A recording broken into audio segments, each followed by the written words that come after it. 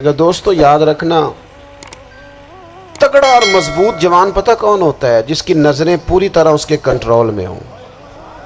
یہ علامت جوانی ہے۔ جس آدمی کا پوری طرح، دو لوگ دنیا میں کبھی کوئی کارنامہ سر انجام نہیں دے سکتے، ایک جو حرام کھاتا ہو، ایک جس کی نظر ناپاک ہو۔ محمد بن قاسم جب یہاں آئے تھے نا،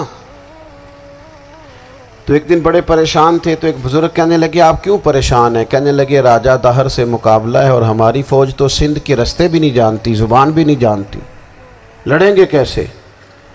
2-4 دن کے بعد ان بزرگوں کی دوبارہ محمد بن قاسم سے ملاقات ہوئی تو بڑے خوش تھے۔ کہا اب آپ کیوں خوش ہیں؟ کہنے لگے وہ میرا مقابلہ نہیں کر سکتا، میں نے تحقیق کر لی ہے۔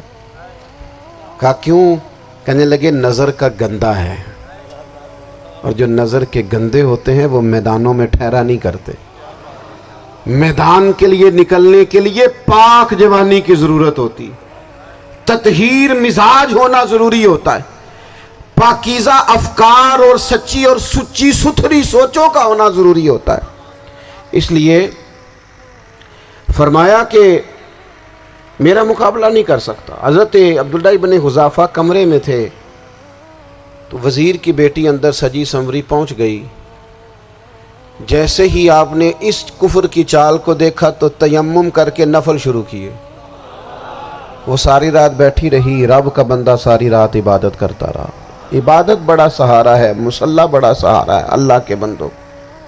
صبح دروازہ کھولا، وزیر نے اپنی بچی سے پوچھنا چاہتا تھا رزلٹ کیا نکلا، تو وہ کہنے لگی پیچھے ہٹ جا، اب تیرا میرا تعلق کوئی نہیں، میں نے نبی پاک کا کلمہ پڑھ لیا۔ اس نے کہا میں نے بھی زمانہ دیکھا ہے، پر یہ کیا لوگ ہیں، کستوری کے بنے ہوئے، سندل سے دھلے ہوئے، کہ میں ساری رات کمرے میں رہی اور 100 اور 1000 آدمی جس جوان کا مقابلہ نہ کر سکے، اتنا طاقتور جوان کمرے میں رہا اور اس نے نظر اٹھا کے نہ دیکھا۔ او کچا رنگ للاری والا جڑا چڑھدا تے لیندا رہندا ہے، اے عشق تیرے دا رنگ محمد چڑھیا پھر نہیں لیندا۔ میں کہا ایک دفعہ نظر اٹھا کے نہیں دیکھا، کمال ہو گئی۔ اتنے بڑے لوگ، اتنی بڑی سعادت مندی، فیروز بختی، معاملہ فہمی حد ہو گئی۔ اللہ اکبر۔ دوستو بادشاہ جب پوری طرح ہار گیا نا، اس نے کہا مار دو۔ تیل گرم کیا ایک کڑاہی میں، اور جب آپ کو اس میں ڈالنے لگے تو آپ کی آنکھوں میں آنسو آ گئے۔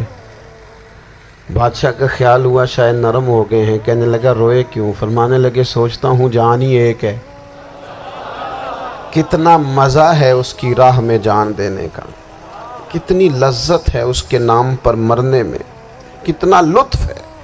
جے تو چڑھیا اتے دار بھی نہیں، تے جے تو وکیا عشق بازار بھی نہیں، تے ایڈا سستا سودا پیار بھی نہیں، تے ایڈا سستا لبدا یار بھی نہیں۔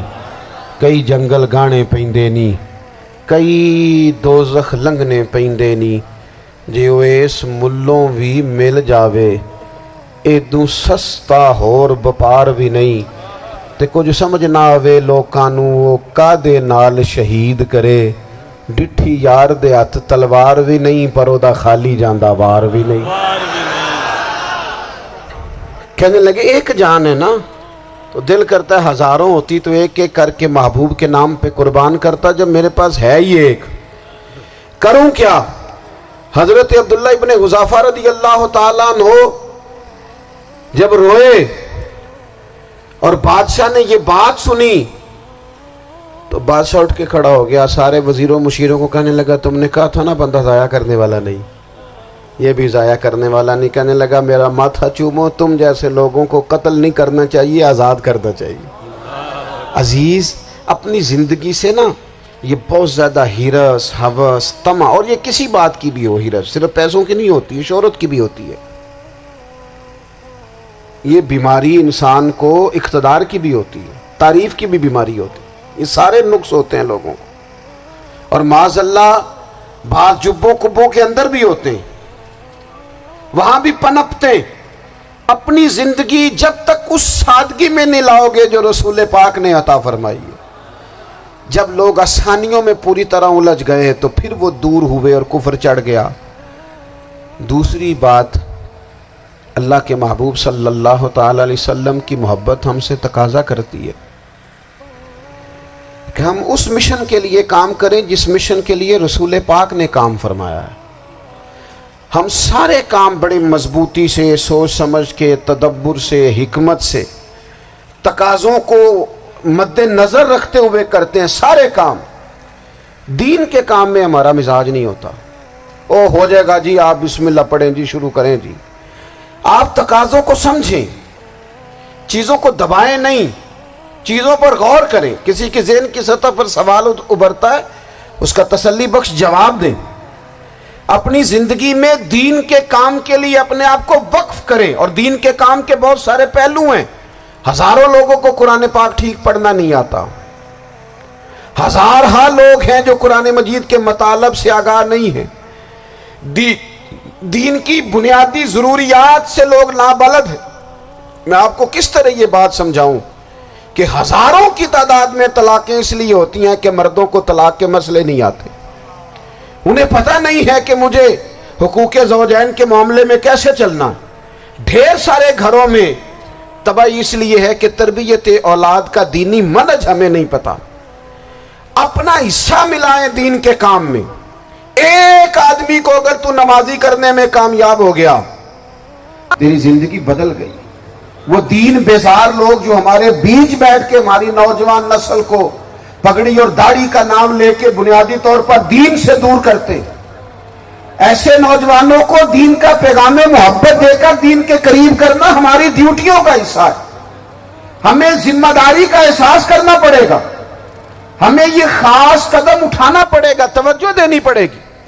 مساجد، مدارس، میں آپ سے عرض کروں، اتنی ڈٹ کے مخالفت ہوتی ہے نا مدرسوں کی، اتنی ڈٹ کے۔ میں ادارہ چلاتا ہوں، اس کے چلانے میں جو مشکلات ہیں وہ تو ہم بتا نہیں سکتے آپ کو، اس لیے کہ میری قوم، میرا اس قوم سے تعلق ہے جو نعت خواں امیر کرنا چاہتی ہے، مدرسے نہیں۔ ہاں، نقیب خطیب پیدا کرنا چاہتی ہے، شعر و شاعری کی زندگی کو پروان چڑھانا چاہتی ہے۔ فقط ہمارا ان لوگوں سے تعلق ہے جو لاکھوں کروڑوں روپیہ محافل پہ لگائیں گے، اور قاری صاحب بیچارے اگر مسجد کا کوئی ہونے والا کام کسی وقت بتا دیں گے تو وہ بڑی مشکل آ جائے گی ان کے لیے۔ یہ کیسے ہو سکتا ہے، آپ نے یہ ڈیوٹی بتا دی۔ مدارس، اور جتنا اہم رول دین کو پھیلانے میں مدارس اسلامیہ کا ہے، اتنی زبردست، لوگوں کا خیال ہوتا ہے میری طرح کے لوگ شاید کام کرتے ہیں، ڈیوٹی کرتے ہیں۔ یہ 10-15 لوگ آپ کو نظر آتے ہیں جو آپ کو کہیں میڈیا پر یا ادھر ادھر ڈیوٹی کرتے، مخلص لوگ اپنی جگہ پہ، وہ بھی بڑا ہی کام کر رہے ہیں، جو میڈیا پہ آ کے بھی اخلاص سے اور درد دل سے کو دین کی، ان کی بھی کسی بات کی حوصلہ شکنی نہیں۔ لیکن ہزارہ اساتذہ جو مدارس میں بیٹھ کے پڑھاتے ہیں، جنہوں نے وہ سارے لوگ تیار، آپ سمجھ نہیں سکتے کتنا بڑا کام۔ حفظ کا استاد جو ہوتا ہے نا، اس کی ڈیوٹی 24 گھنٹے ہوتی ہے، فجر سے پہلے، اور اس نے بچوں کو اٹھانا۔ تنخواہ تو ہم انہیں دینا نہیں نہ چاہتے جی، تنخواہ نہیں دے دی انہوں نے، ہمیں مولوی امیر نہ ہو جانا۔ مولوی نو تے سوٹ بھی 27ویں والی رات دے ہے تاکہ کدھر سوان کے عید والے دن پا نہ لوے، چونکہ 27ویں تو بات تے درزی پھڑتا ہی کوئی نہیں، کیوں حضرت؟ ایسے ہی ہے نا، اس وقت تو نہیں نہ لیتا۔ تو ہم چاہتے ہیں مولوی ہماری مرضی کے ہماری طرح کا سوٹ نہ پہن لے۔ مدارس کی مضبوطی، آپ یہ دیکھ لیں، یہ صلاح الدین ایوبی کا تعلق بھلا کس چیز سے تھا؟